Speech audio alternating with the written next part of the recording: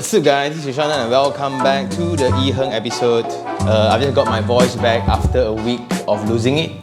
Anyway, this episode is brought to you by Versa. So Versa is a Malaysian digital wealth management app. It's managed by Aham Asset Management Berhad, regulated by SC of Malaysia, and it's built to cultivate investment and saving habits among Malaysians. Personally, I'm also using it, especially to save the money that is going to be used for the down payment for the house. The best thing about it is the quest, aka game within the app itself, that allows us to earn more interest. And the best thing is it's stackable. When you complete all the different quests in the app itself, you get up to 9.9% per annum. That's way higher than any FD rates outside And for this month, they are introducing this new quest called the 4.2% fixed rate quest. So personally, I like it a lot because during these uncertain times, market fluctuate, you don't know where to park your money. Sometimes up, I cannot sleep, down, or I lagi cannot sleep. So I somewhat need a more secured avenue to put in my money because I want to use it for my house or you want to buy something else, also up to you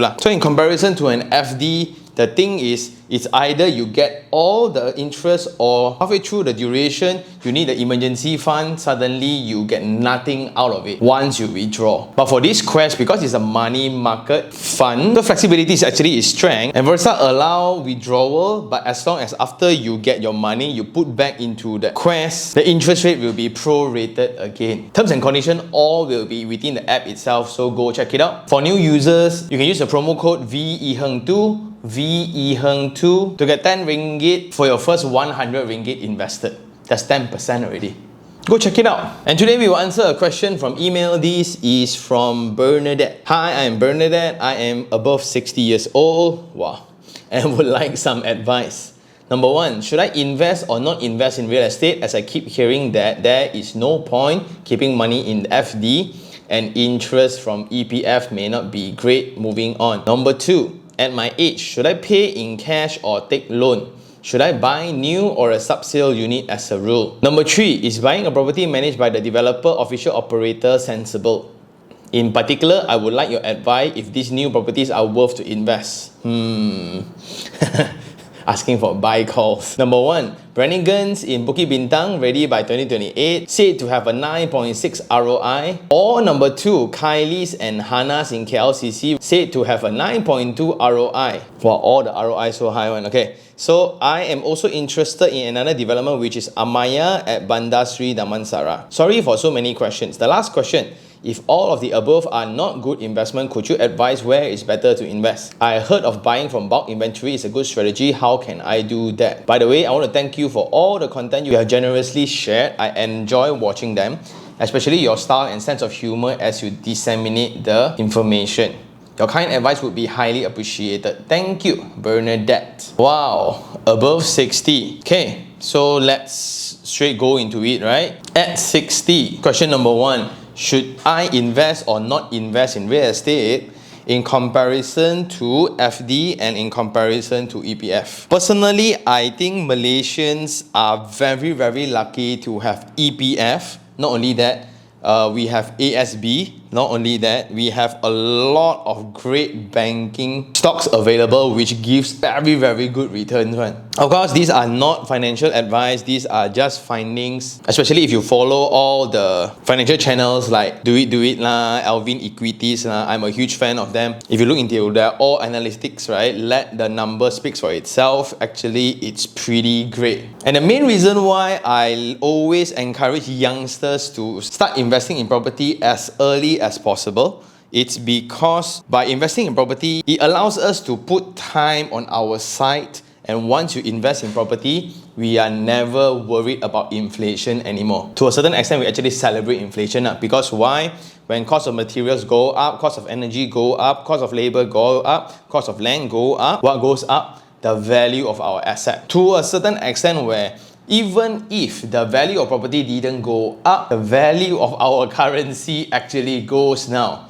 Therefore, property has always been a great tool to hedge against inflation. It means if I have 100,000 today, I want to preserve its value as much as possible moving forward for the next 10, 20, 30 years, right? Which asset class can do that? That will be the main goal. right? Hedging against inflation. However, I realize I don't talk about this enough. Like when you talk about investment, right? Eventually everybody talks about risk versus return.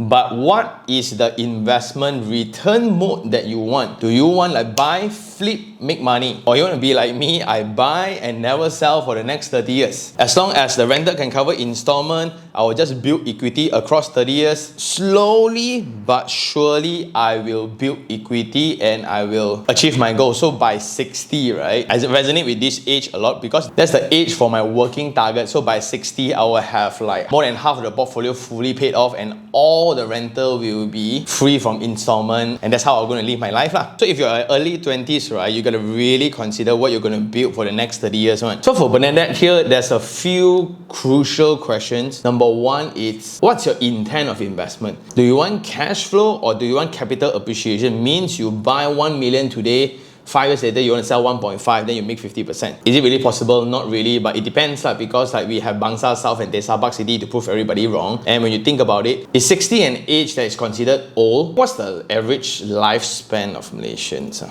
Average lifespan of Malaysia with all the teh tarik and roti, right? Yeah, it's about 76 years old. So you will have another about 16 years to go on average. So if you think you're healthier, you can live up to 80, then entirely up to your estimation. That was very, very important because that determines the timeline of your strategy to be implemented. The last thing then will be whether you got money or not. Because for example, if you have 500,000, 500,000, right? Just do a comparison between property, stocks, and FD, right? So let's estimate FD rates in Malaysia today. So it's generally about 2.5 to 3.75%. So let's assume, right? Let's assume 3%. So if you have 500,000 today times 0.03, you have 15,000, okay?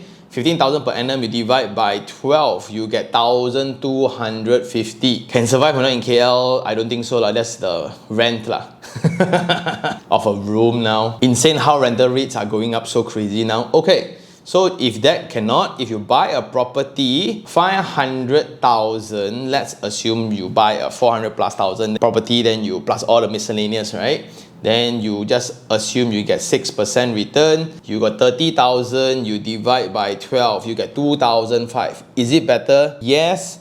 But the 2005 comes with more troubles like management of the property. You need to get your own tenants, you need to deal with agents. Are you familiar with all those processes? But what's more important, do you have the knowledge and the energy to keep up with it? This is the scenario if you have 500,000. If you have 1 million, then it's a whole different story altogether, right? If it's 1 million, your FD rates will go higher because that's how banks work. Let's say you get 3.5%, 0.035. You get 35,000 a year, then you divide by 12, you get about 3,000, 2,009 per month. And you just leave off that 3,000. Then when you have major expenses like people's wedding, you want to go vacation, then you chip away some from the principal. It's not too bad. And that's the main problem of the question right now, because I don't know how much you have.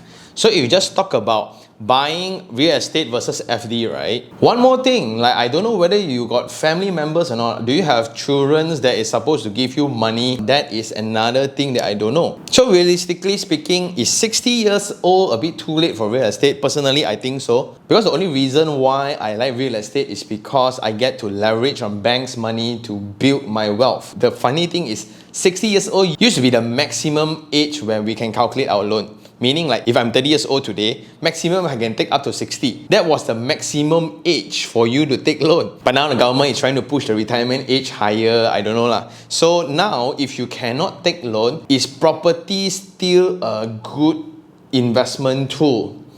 To me, no. Because let's talk about the cons of property investment. Let's say if you want to exit, you need the money like now, cannot take out one. Even if you refinance it, you won't have the value. Then it's also weird like why you put in so much cash, then you want to refinance it out. A bit weird also. And if you want the money out, you want to sell, even if you sign the loan agreement today, SPA today, for freehold, you can get the money back in about 4 to 5 months time, provided nothing wrong. For leasehold projects, you get about 7 to 8 months time because you'll require state consent. For a younger person, all these are fine.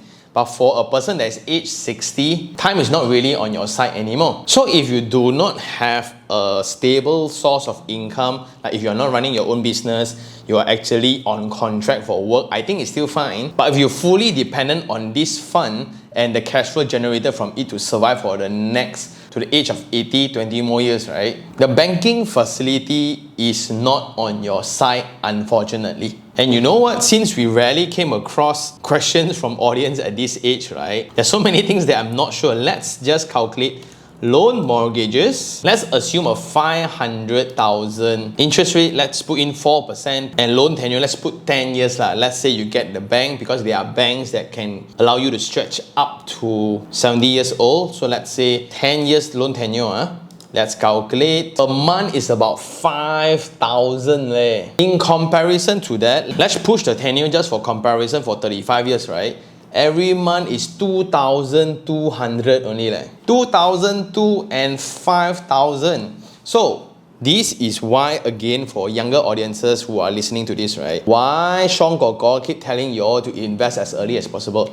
It's easier to find a property where the rental can cover your installment when your installment is stretched maximum. At 35 years old, if I buy a $500,000 one, it's 2,200. Is it very difficult to get a 3-bedroom in KL that pays higher than 2,200 in rental? Not really. But is it very difficult to get a $500,000 property with 3 bedrooms paying more than 5,000 per month? It's almost mission impossible. And honestly, besides your financial conditions, besides your family condition, besides your risk appetite, I think what's my biggest concern is, do you have the knowledge to even buy? Like, if you are 60 and you have been a seasoned investor all this while, you know how to play the game. Personally, I have people in the community buying office towers, buying shop lots, buying land in cash when they are 60, because by right 60 only you will have a lot of money, do it balamba, don't know what to do with it ma. But those strategy works for them because they have the knowledge, they have the experience, and they don't really need that money to begin with. It's an extra money. So if in extra money, do I think property investment is still okay? For the cash flow, I think it's okay lah. Which means if I put in $500,000 every month, I get 2,500 in cash flow minus maintenance and miscellaneous, let's say 500. So every month I get 2,000 after paying 500,000, right? The next level of calculation within this property investment is, do you prefer having 500,000 in your pocket, slowly taking 2,000 out, or you prefer to have a property that's worth 500,000 but you get 2,000 every month? You get what I mean? Because 500,000 you divide by 2,000, right, is 250 months, which is about 21 years, 20.8 lah to be exact. Do you want to put in $500,000 so you get 2,000 every single month, or do you just rather take 2,000 from the principal itself and put the remaining in FDs lah or whatsoever? Back to the main point, do you have money? If your life depends on this amount of money to pass your daily life, investing in a property that gives you no flexibility in funds, it's not really a great idea lah. But if you have extra, means this $500,000 is just sitting there, nothing to do, right? I still have my income, I still have my business, cash flow is not a problem, then maybe it's workable. But in that scenario also, I've been thinking about this a lot. Like when you have no children, right, does property investment make sense? Like, for that $500,000, do I rather have $500,000 in my bank account when I'm in that assisted living mode, meaning I need a full-time caretaker to push me in my wheelchair around? Or do I want that 500,000 in a property that gives me 2,000 to 2,500 a month? Which one makes more sense? So I kind of asked a few seniors within the industry, and I found out my expectation was wrong. I thought having cash is actually better. 500,000, right? I can live for another 20 more years, like in the wheelchair. Let's say another 20 more years, right? I don't think I will live that long lah. But apparently, I overlooked this constant fear of the money depleting too fast before I die. That is a legit concern leh. Of course lah, I'm not in that state so I never thought of it from that angle. I always thought that without children, property investment, it's quite silly actually. Like, who am I supposed to pass to anyway? Why I want to work so hard, pay so much installment, right, to build up this wealth, but I cannot bring down to the grave anyway. But after speaking to a lot of investors who choose to live single lives, who choose to not have children, they say property then becomes more important because actually the property performs better than their children because they won't take money from you. They say one, no, I say one, they say one, okay. Who is they? That one I cannot disclose. But so this is how they describe to me. If I have 3 properties by the age of 60 that's fully paid up, every month one gives me about 2,000 to 2,005. Let's say 2,005 like ease of calculation, right? That's about 7,500 already. And when you look into a lot of retirement village or retirement homes, there is a lifestyle hub for senior citizens now, right? A room is about 5,000 to 6,000. Some more atas one is about 10,000. For that kind of lifestyle, for this group of people, does it make sense? Yes. And are they concerned about it? No, because the rental itself can sustain the lifestyle that they want when they are in that state. And worst thing come to worst, when you have emergency, right, they can always sell the house, which is pretty sensible in my point of view lah. So that kind of changed my mind a lot. And the more I'm an advocate of investing early, by 60, it's best to have like 2 to 3 properties that's fully paid up. Your lifestyle is pretty secured already. The rental that you can collect, right, is already a salary of an M40 person already. Retiring shouldn't be a problem at that point. Coming back to the question, a bit too far already, but coming back to the question, Miss Bernadette, there's just too many factors that affects this decision. And that's pretty similar to question number 2 as well. At my age, right, should I pay in cash or take loan? Even if you take loan, let's say for a $500,000 one, you need to pay about 5,000 per month. Also, it depends whether do you still have an income or are you semi-retired already? Sounds like you still have a job lah. Sounds like I don't know. But if you still have a job, you can qualify for loan, right? Will I still take a loan? I will definitely take loan. Again, I will still prefer using other people's money for property investment. I don't want to use my own money. Why I want to use my own money? When people are willingly giving me money, but I need to pay them interest lah. So I'm not a fan of paying full cash to buy properties at all. Even if I can afford, I don't want to. But that's provided you know how to manage your finances. And this is an investment property that we are talking about. For your own home, if you want to live inside, you don't want to pay any more interest, you just want to have absolute certainty in your ownership, okay lor? You want to pay full cash, if you can afford it, go ahead lah. But for investment, I don't think so. I can use credit, which is the financing from the bank, to own the property with as little capital as possible from my side. Then for my remaining capital, what if I got emergency like I need to do a body checkup or I fall down, I fracture some bone now, I need to go for rehab scanning all this treatment, right? Because I also recently just did. It's very, very costly And that's the benefit of property investment. It allows you to take financing to invest. Imagine if you want to take loan to invest in FD. Cannot be, man. Therefore, in that logic, I will take loan. And okay, this one a bit dark, right? A bit dark. Even when I stretch out all the way, I just need to ensure that I got insurance in place, which is the MLTA or the MRTA, entirely up to you. But I always encourage to have insurance, especially if you have next of kin or you have somebody to pass down your assets to. Please ensure an insurance is in place, because once we bye-bye, right? Once we chow already, the property will be fully taken care of by the insurance and the next of kin will have an asset immediately. And that is why, personally, I am not that afraid if I chow too early. That's one of the biggest concerns that I need to address very early on as a property investor. The worst thing, the most irresponsible thing you can do is not only you didn't leave anything for the next of kin, you pass all the debt over to them. That's the worst. Not only people need to mourn for your departure, people need to be concerned about the heavy financial burden that you pass over to them. Don't do that, please. Okay? Please always include the insurance coverage within the calculation of whether you can afford the property or not. If you think that the insurance is expensive, maybe you cannot afford the property. Serious. If you try to save that few $1,000s, right, and risk passing over all this debt to your children's, right, bro, don't invest in property, invest in something else.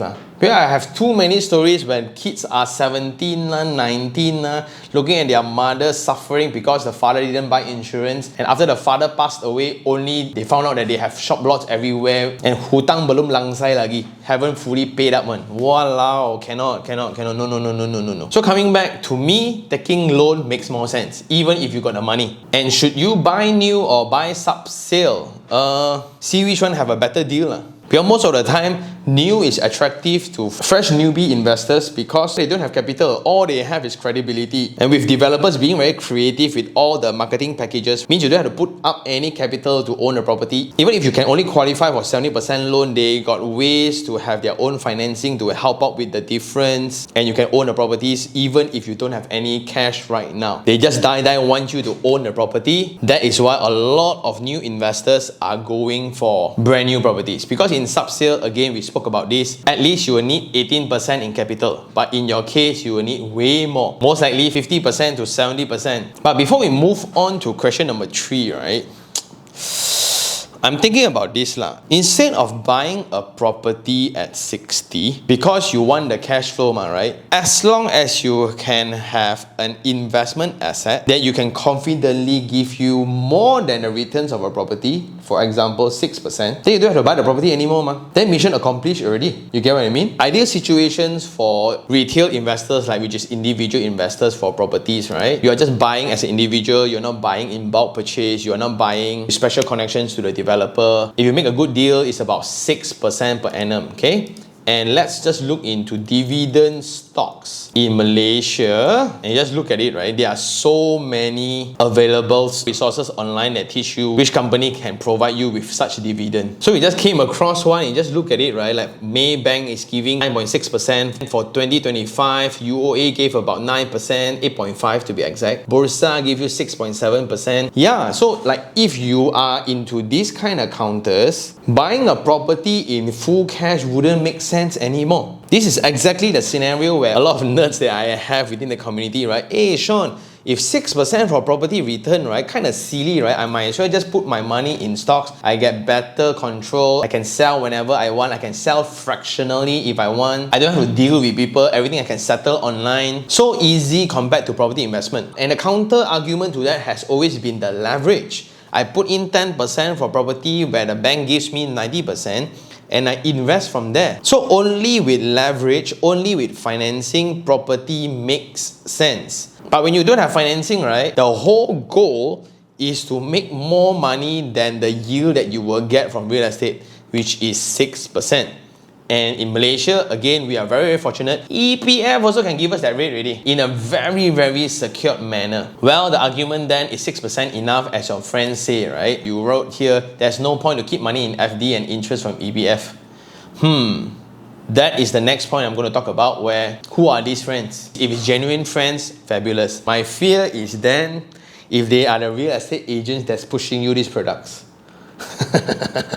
Here I believe risk versus return at different age have different strategy. Like at 30, I lost everything and I can come back again in 6 years. Fine, because I got no commitment. But now in my mid-30s, I have a family that is depending on me and I have parents that are aging. Do you think I can still take the same amount of risk compared to my 20s? No more. I cannot afford that risk. Therefore, I need to forego the potential returns from the investment. So at 60, the risk will be a little bit different. Is how much can you lose entirely for the returns that you think you can get? Because now what I'm looking at is you are expecting a long-term investment to perform in a short-term manner. And the way you do that is by question number 3, is buying a property managed by developer, official, operator, sensible. You are now looking at all the series of property like Brannigans and Kylie's in KL city area, right? That's focusing on short-term stay. I have so many episodes about Airbnb operators and short-term stays already. And the gameplay, if you're investing in this, because we have shared thoroughly already, is if you get in one,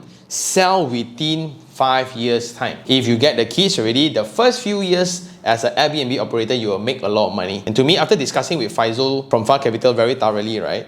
Not one Airbnb focused project performed or made money long term. None. So if you have bought already, can you reach these kind of numbers? Most likely you cannot, because you can just look at the Airbnb day rates and you just calculate like 20 days, 22 days. You will hit the numbers already, then you profit share, you will get some. All these calculations, are they legit? Yes. But they didn't tell you how long. Just for revision, the risk of short-term stay investment-oriented projects, number 1 will be the guidelines. From a country point of view, Singapore has banned Airbnbs. Second one will be on a regional level, means For example, Penang, they have banned residential buildings from operating Airbnbs. Then from a micro level, your own management, all residents can actually vote against it. That's why for this particular developer building all this, right, they have learned all this and they are doing their very best to curb all these risks on behalf of the investors. Meaning they have their operator license. That's why you say they have their own official operator. Are they doing a good job so far? There are complaints here and there, but they are still around. So they are responsible for what they are doing. Kudos to that. To eliminate the risk of management voting against them, so all buyers for their latest projects are required to sign the form to allow first. So before even building or you buying in them, right, the communication is made very clear that the building is meant for Airbnb. Don't come and complain later, hey, I want to live inside, I don't like my neighbors operating as Airbnbs. So they eliminated all these risks, which is good, but now it's whether does this product type suit your investment strategy. By numbers calculation, you got 9.6%, 9.2%, awesome returns, right? Will they achieve it? Yes. For the first few years, definitely one. So if you have already bought, I don't know whether you bought already or not, if you have already bought, the strategy moving forward is to sell when it's making money. Because what is going to determine the exit strategy? Your numbers. Because reality is this, a lot of people is going to sell only when it starts losing money. Because after an intensive discussion with Far Capital yesterday, last night up to 2 o'clock a.m., one of the projects in Bukit Bintang that they are involved in, they have seen once VP, the room rates were about 300 per night and all owners were making money. The thing is this, when this news goes out, every other owner wants to convert their unit into Airbnbs and more operators want to get into this building because money is good, right? So originally you have 3 players, now you have like 15 players. Guess what happens? It's a price war because products wise, everybody the same one, same location, same furnishing. How to get people to stay yours? Cheaper lor. To an extent now, 120 ringgit per night. Your agents share you all this story? Not really. So how developers can solve this is by streamlining or limiting the operators to only the responsible ones.